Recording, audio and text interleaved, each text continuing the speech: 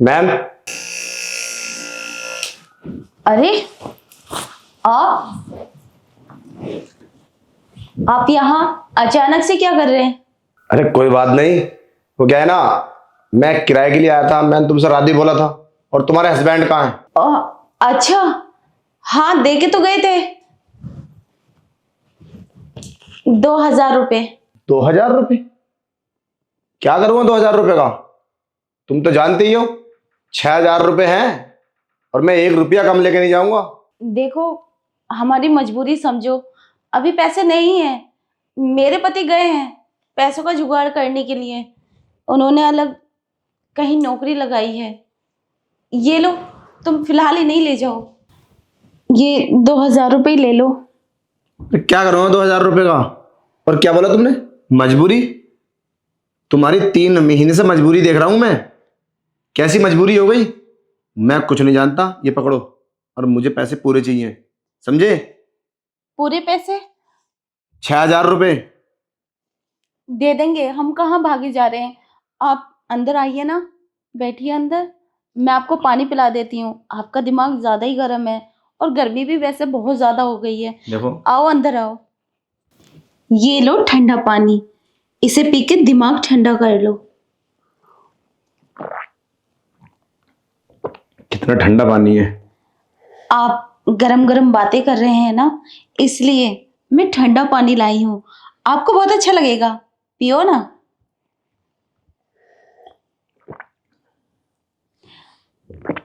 वैसे अगर भाभी जी आप अगर चाहें तो किराया वैसे माफ भी हो सकता है।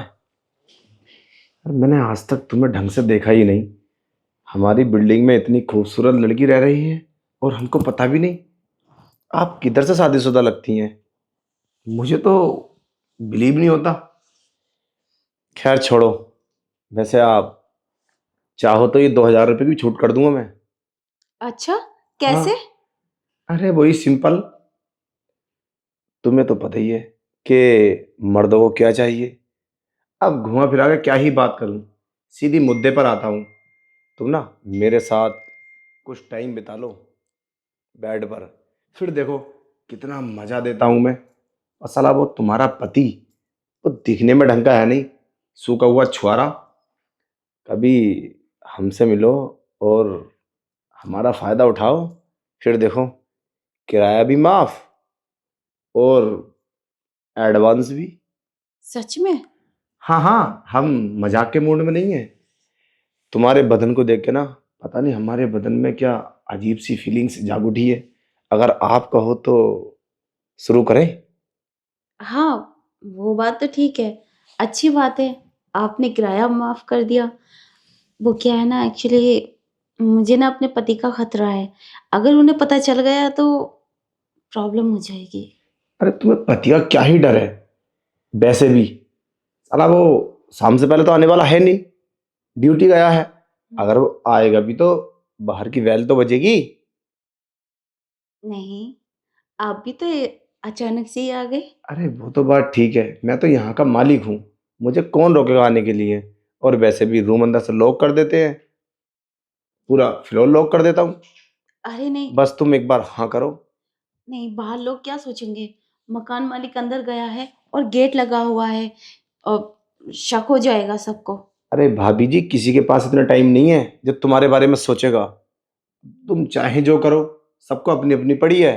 अगर तुम किसी के बारे में सोचोगी तो कुछ नहीं कर पाओगी। बस अपने बारे में सोचो। हाँ, ये बात तो ठीक है, मुझे अपने बारे में सोचना चाहिए। हाँ, तो चलो अब कुछ करें। अब वो वो एक गड़बड़ है। क्या? चलो ना यार, कपड़े उतार लो।